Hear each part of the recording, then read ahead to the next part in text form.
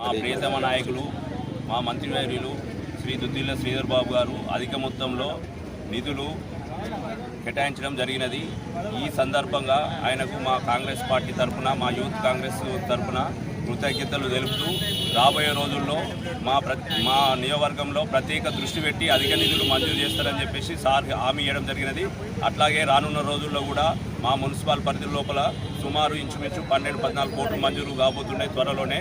అదేవిధంగా మా ప్రీతమ నాయకులు ప్రతి విషయంలో ప్రతి కార్యకర్తకు ప్రతి నాయకునికి అందుబాటులో ఉండుకుంటూ రాబోయే రోజుల్లో మా నియోజకవర్గం లోపల అధిక మంది యువకులకు ఉద్యోగ అవకాశాలు కల్పించుకుంటూ మా నియోజకవర్గంలో ఎటువంటి దానికి ఆటంకాలకు తావు లేకుండా అభివృద్ధి పదంలో నడిపిస్తానని చెప్పేసి ఈ విధంగా సారు ఎన్నో హామీ ఇవ్వడం జరిగినది.